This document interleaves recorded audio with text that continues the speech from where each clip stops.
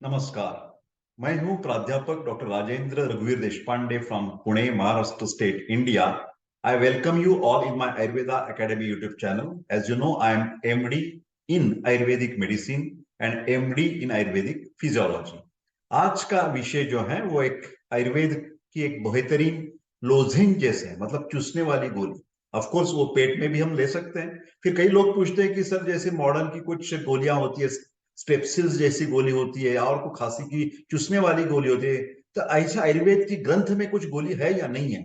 तो ये योग रत्नाकर नाम का जो ग्रंथ है, आयुर्वेद का फेमस ग्रंथ है, संहिता ग्रंथ बोलते हैं, उसमें कास चिकित्सा का जब वर्णन चल रहा था, मतलब कास का मतलब होता है खांसी, हाँ, कफ तो जैसे, तो उसमें ये रेफरेंस आया है कि एक खदीरादि गुटी पेशेंट को दे सकते हैं। गुटी का मतलब है छोटी वाली गोली, हाँ, इट्स अ टैबलेट।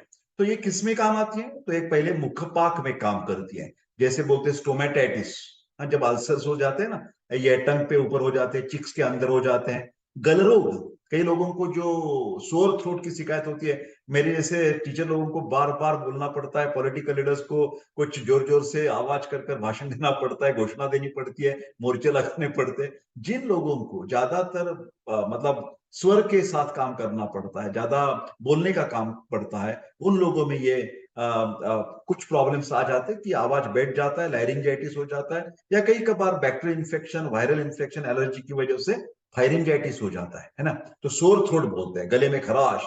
तो इसमें ये गल रोग हो सकता है। और बाकी आगे चलकर थोड़ा क्या होता है, जब इन्फ्लेमेशन हो जाता है, टॉन्सिल्स के ऊपर इन्फ्लेमेशन आ गया है ना, एडिनॉइड्स बोलते हैं, या नासा में प्रतिशय राइनाइटिस हो जाता है, और उसके साथ साथ खांसी चल पड़ती है। और बाद में ये जो इन्फेक्शन है धीरे धीरे करके अंदर जाता है। पहले तो ब्रोंकाइटिस हो जाएगा, बाद में न्यूमोनाइटिस हो सकता है, और ज्यादा आपने दुर्लक्षित किया लिए तो ट्यूबरक्लोसिस तक जा सकता है, कई कबार लंग्स की कैंसर्स भी हो सकते हैं। तो ये सब में जब भी आपको लगता है कि मेरे को ये खांसी बहुत हैरान कर रही है, बहुत परेशान कर रही है, तो उसमें आपको चूसने वाली जो गोली रहती है, कई कबार शुष्क काश में आप ये खदीरादि गुटिका ले सकते हैं। जब मतलब शुष्क काश हो तो उसके साथ जो खड़ी शक्कर बोलते हैं, शुगर कैंडी बोलते हैं, वो ले सकते हैं। कफ जका से ज्यादा बलगम निकल रहा है, कफ ज्यादा है, तो सिर्फ खदीरादि गुटी आप चूस सकते हैं, तो उसको लोजेंजस कहते हैं। ठीक है, तो अभी डिटेल्स में इसकी बात करते हैं खदीरादि गुटी की। इसमें घटक द्रव्य जो है, ये खदीर सार है, एक बेहतरीन कषाय रस की, तो उसमें सिक्रीशंस बिल्कुल कम करने की क्षमता है।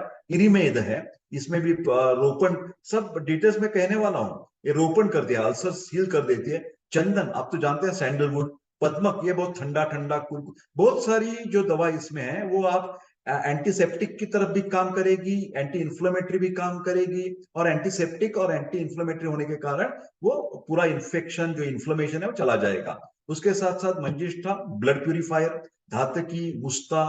मुस्ता ये बेहतरीन नागर मोथा बोलते हैं, मुस्ता आम पाचक है। आम का मतलब होता है एंडोजेनस या एक्सोजेनस टॉक्सिन। अन्न पचित न होने के कारण भी आम होता है, और बैक्टीरियल टॉक्सिन की तरफ से भी आम होता है। उसके साथ साथ ग्लिसर हैजा ग्लैब्रा, यष्टि मधु तो जानते हैं, ज्येष्ठ मध बोलते हैं मराठी में, वो भी रोपण का काम कर, हीलिंग प्रॉपर्टी उसमें। प्रियंगु, एला, एला का मतलब कार्डामोम, यस, बिल्कुल सही, ये मुख्य दुर्गंधि दूर करने में आप तो हमेशा चूसते हैं, हाँ, कार्डामोम। लज्जालु, पद्म, कटफल, नागकेशर, वचा, वचा भी बहुत बेहतरीन एंटीसेप्टिक है ना, ध्यान से सुनिए। कफग्न द्रव्य है, द्राक्षा, यवास, रसांजन, अगरू और कर्पूर।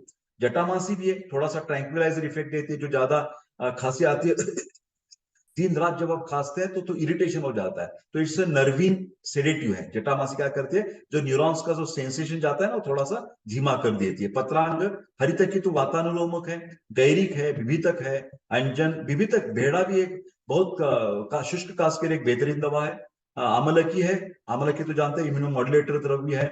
लवंग, लौंग, किसको पता नहीं लवंग का। हमेशा आप मुख दुर्गंधि हो, जैसे बोलते हैं ना हेलिटोसिस, हेलिटोसिस का मतलब होता है मुख में दुर्गंध आना। कई कबार मतलब गम्स में पायोरिया हो, ज्यादा पस गम में हो गए, हिरडी बोलते हैं ना, और कुछ दंत में कुछ केरीज हो, तो उसमें ये सब अपचन हो ज्यादा, हाँ, इनडाइजेशन है, तो भी ये शिकायत हो सकती है। मेटाबॉलिक प्रोसेस हैम्पर हो, हाँ, इससे भी है। तो ये लोध्र, नख, बालक, कंकुल, हरिद्रा, हरिद्रा जानते हैं, टर्मेरिक एंटीसेप्टिक, जाति फल और दारू हरिद्रा। ये देखिए, कषाय रस, खजीर का क्या होता है, एस्ट्रिंजेंट टेस्ट और व्रणरोपक के द्वारा मुंह को, छाले को भरने में ये लाभदायक है। ठीक है, सो स्टोमेटाइटिस में काम आती है। खदिरादिवटी कषाय गुण के द्वारा स्त्राव को कम करती है।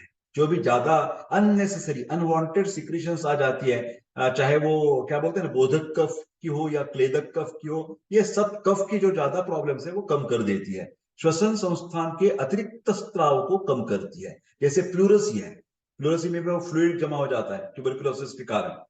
पेरिटो पैराइटल लंग्स के जो आवरण है उसमें ये फ्लूइड जमा हो जाता है, तो उसमें भी ये काम करेगी। ये शोथहर गुण द्वारा गले की और श्वास नलिका की सूजन, मतलब फायरिंजाइटिस, लायरिंजाइटिस एंड ब्रोंकाइटिस को कम करेगी। जिसके गले में दर्द या खराश है उसको राहत मिलेगी। स्वर यंत्र की सूजन, लायरिंजाइटिस, कम करके स्वर भंग में, स्वर भंग, होर्सनेस ऑफ वॉइस, हाँ आवाज फटता, जैसे मैं अभी अभी तक मैं आवाज कैसे डिफरेंट तरीके का आवाज आ रहा है, ये कभी होता है जब हमारी लायरिंग्स खराब हो जाती है, थोड़ा ऐसा आवाज आ सकता है। थोड़ा सा एक्टिंग कर देते हैं डॉक्टर देशपांडे बीच बीच में। दांतों के रोग होते हैं, हाँ ओष्ठ रोग, जिह्वा विकार और तालु रोग में ये लाभकारी है। मुंह का जायका अच्छा रहता है और मुंह सूखता नहीं है, ज्यादा उसको ड्राइनेस आने की संभावना कम है, क्योंकि बहुत सारी द्रव्य पित्तग्न भी है। ठीक है। उपयोग, मुख दुर्गंध, हेलिटोसिस बोलते हैं, मुख पाक, स्टोमेटाइटिस, दंत रोग, केरीज ऑफ द टीथ, दंत सौशीर्य, कैविटी हो जाती है, दंत कृमि, केरीज, गल रोग, फेरिंजाइटिस, लायरिंजाइटिस एक्सेट्रा। इसकी मात्रा 2 ग्राम मधु के साथ। Honey is the best vehicle. खदिरादी गुटी का हम उपयोग कैसे कर सकते हैं? खांसी है तो खदिरादी गुटी का एक एक गोली 4 से 5 बार पेट में ले सकते हैं, निंगल सकते हैं या चूस सकते हैं। उसके साथ साथ सीतोपलादी चूर्ण, जब भी ज्यादा बर्निंग सेंसेशन हो आपको गले में, नासा में, और आपको कुछ क्रॉनिक इम्यूनो डिफिशियंसी है, HIV की खांसी है, कैंसर की खांसी है, ट्यूबरकुलोसिस की खांसी है, तो सीतोपलादी चूर्ण इज द बेस्ट। देन वासावले, जब थूक में से रक्त निकलता है तो वासावले का इस्तेमाल करना चाहिए। द्राक्षारिष्ट, जिसका वेट लॉस ज्यादा है, एनर्जी कम हो गई है और उनको जरा ताकत चाहिए, बच्चों के लिए द्राक्षारिष्ट, तरुणों के लिए द्राक्षारिष्ट अच्छा रहेगा। जिसको पेट की शिकायत है, मतलब indigestion is the main cause, कृमि है पेट में, तो पिप्पल्या सोडी दे सकते हैं। स्वरभंग हो गया, sore throat, hoarseness of voice, तो खदिरादी गुटी के साथ सीतोपलादी चूर्ण। सीतोपलादी इज पित्तघ्न, ध्यान से सुनिए। तो जब भी दाह ज्यादा है, खांसी के साथ साथ या स्वरभंग के साथ साथ गले में पेन हो रहा है और बर्निंग सेंसेशन है, तो सीतोपलादी चूर्ण इस्तेमाल करना चाहिए। किसी भी तरीके से जो उसको ब्लीडिंग की शिकायत हो, चाहे वो अपर मार्ग से हो या लोअर मार्ग के अर्श की शिकायत है, किधर भी सी आपके पुरानी या वर्तमान काल में ब्लीडिंग की शिकायत हो, तो वासावलेह का जरूर इस्तेमाल कीजिए। जिसको वेट लॉस शिकायत है, एनर्जी कम है, उन्होंने द्राक्षारिष्ट लेना चाहिए। गलोरोग, फायरिंजाइटिस में खदिरादी वटी के साथ आरोग्यवर्धिनी, इट्स टॉन्सिलाइटिस की जिसको शिकायत होती है, तो खदिरादी वटी है, आरोग्यवर्धिनी है, और त्रिफला गुग्गुल, लिख दीजिए आप, त्रिफला गुग्गुल, कांचनार गुग्गुल, आरोग्यवर्धिनी 2 गोली, त्रिफला गुग्गुलू 2 गोली, कांचनार गुग्गुलू 2 गोली, 6 गोली सुबह, 6 गोली दोपहर को, 6 गोली शाम को। तो किसिंग टॉन्सिल जो होते हैं ना, वो भी कम हो जाएंगे, सर्जरी की आपको जरूरत नहीं पड़ेगी। लिख दिया आपने? देखिए, गला रोग में जब बुखार आ जाएगा, हाँ, जिसको बोलते हैं CCF, cold cough and fever, CCF, ये वो एक अलग है, वो हार्ट वाला CCF अलग है। उसमें त्रिभुवन कीर्ति से एंटीपायरेटिक, कफज, वात कफज जो हम फ्लू बोलते हैं ना, वो कम, इन्फ्लुएंजा कम हो जाता है। सीतोपलादी चूर्ण, बार बार मैं कहता हूँ, बर्निंग है, पित्त की शिकायत ज्यादा है, तो सीतोपलादी चूर्ण इस्तेमाल करना चाहिए। मुखपाक, स्टोमेटाइटिस में खदिरादी वटी के साथ गुलकंद लेना चाहिए। जो भी ज्यादा तीखा खाने से जिसको स्टोमेटाइटिस बार बार होता है, पित्त प्रधान प्रकृति जिसकी है, बाहर का उष्ण हवामान है, समर सीजन चल रहा है, वो जो व्यक्ति है, पेशेंट है, वो विस्तव के पास, अग्नि के पास ज्यादा काम कर रहा है, तो हीट बढ़ी है उसके शरीर में, तो गुलकंद ठंडा ठंडा है। अभिपत्ति कर चूर्ण, जिसको हीट भी है बॉडी में और उसको कॉन्स्टिपेशन की शिकायत हो, उन व्यक्तियों के लिए अभिपत्ति का चूर्ण देना चाहिए। प्रवाल पिष्टि भी एक बहुत पित्तघ्न दवा है, जिसको भी बर्निंग ज्यादा है, हीट की प्रॉब्लम ज्यादा है, पित्त प्रकृति है, ब्लीडिंग प्रॉब्लम है, उन्होंने प्रवाल पिष्टि लेना चाहिए, बहुत ही ठंडी है ये। खदीर का ये अभी रेफरेंस जो है रिसर्च वाले हैं। गले के संक्रमण और अतिसार में प्रयोग किया जाता है, क्योंकि इससे टॉन्सिल्स और tannins, I am sorry, tannins और पॉलीफिनॉल्स, ये एस्ट्रिंजेंट प्रभाव दिखाते हैं। खदीर ज्वरहर भी है, एंटीपायरेटिक। अतिसारघ्न, लूज मोशंस कम होते हैं। प्रमेहघ्न, डायबिटीज में काम आती है खदीर। और यकृत संरक्षक, लीवर प्रोटेक्टिव है। हरित की जो है ना, वो एंटी बैक्टीरियल और एंटी फंगल, उसकी प्रॉपर्टी रिसर्च के द्वारा ये सब चीजें हैं। लवंग जो है हमारी, क्लव, वो एंटी बैक्टीरियल है और स्थानिक संज्ञा, जिसको पेन ज्यादा है वो पेन कम कर देगी। चंदन जो है सैंडलवुड, वो विषाणुनाशक, एंटीवायरल, कैंसर प्रतिरोधी, कैंसर की शिकायत जिसको ज्यादा लग रही है कि इधर भी ट्यूमर है हमारे गले में या चेस्ट में, लंग्स में कुछ कैंसर है, तो ये चंदन का फायदा हो जाएगा। उशीर जो है वो जीवाणुनाशक, एंटीबैक्टीरियल एक्टिविटी है।